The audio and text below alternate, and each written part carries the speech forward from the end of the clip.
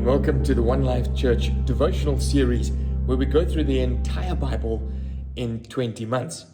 Well, the Old Testament has substantially more chapters in it than the New, and so every second week we're going to focus on the Old Testament. So today's readings are both out of Genesis chapter 10 and Genesis chapter 11.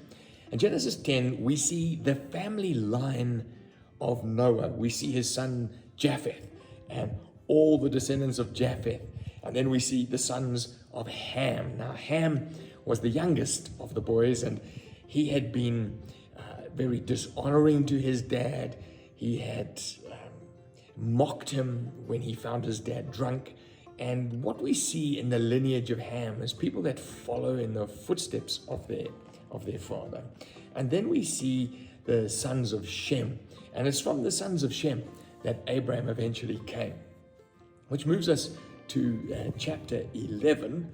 And this is what it says in verse 1. Now the whole world had one language and had common speech.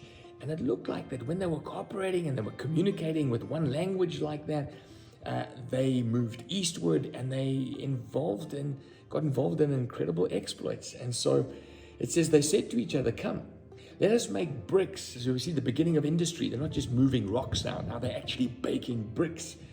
And let us use these bricks instead of stone and tar for mortar. So instead of just using mud, they made tar, and they used tar and bricks and built buildings.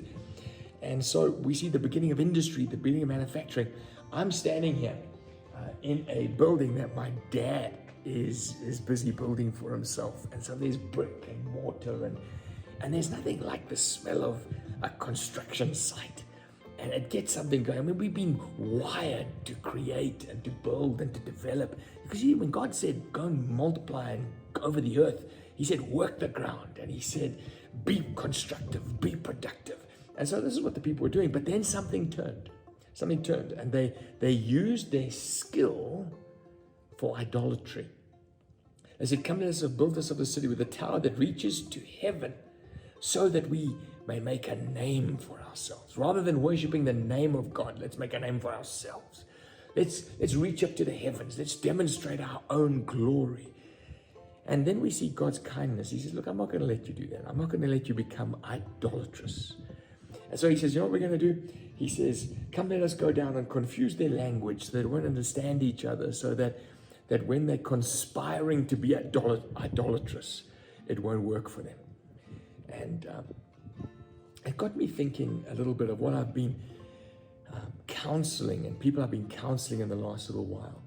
There is a language that the world speaks, an idolatrous language. It's sexually immoral. It's proud. It's arrogant. It's anti-God, anti-Jesus. And when people use that language, they conspire together to work against God.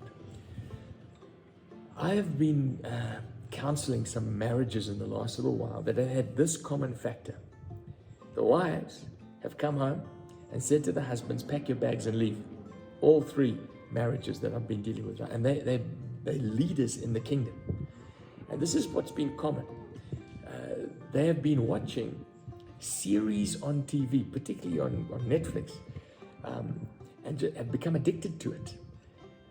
And you see, behind the spirit of this age is a sexual agenda, a power agenda, an anti-God agenda, a mocking of God's values agenda.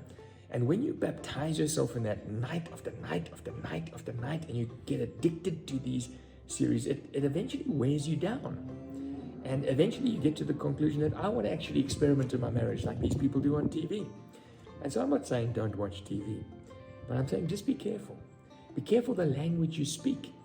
The language of the Babylonians was a language of anti-God, proud, arrogant. Be careful what's washing over you, what's baptizing you, what you're immersing yourself in.